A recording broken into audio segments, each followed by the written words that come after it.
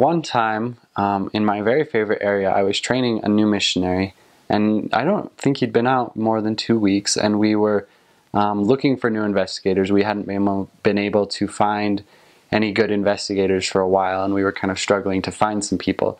So we were just walking through the streets and trying to talk to people and trying to find people. And this particular elder he's a great missionary. He's just not afraid to do anything. And we decided that we needed to stop and pray.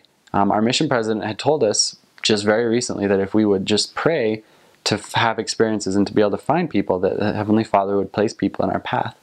And so we decided that that's what we would do. And so right in the middle of this busy street, we just stopped and we bowed our heads, I guess. And we said a prayer, and we asked Heavenly Father that He would place someone in our path that was prepared to receive the gospel. And we ended our prayer, and we started walking. And like I said, it was busy, so it was a matter of seconds before we crossed paths with the very first person. And we stopped, and we started talking to them. And I let him, start it because he was learning Spanish. And she started telling us that she had actually been an investigator before. A couple of years ago, she had been taking the lessons, and her sister was a member of the church. And I think I got really excited because I took over and I started talking to her, and she said we could come by. And so, long story short, this lady, she started investigating again, and we had several great experiences with her.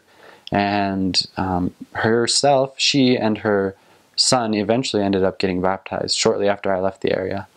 But what I learned from that was a couple of things. The first thing is that prayers get answered. And so often we talk about how prayers aren't always answered just like that, but sometimes they are. I think so often about what would have happened if we would have passed her. Because she was the very first person we saw. It would have been easy to just, say, well, it's not this one because it's probably going to take a while. But it was right there, and how easy it would have been to miss it.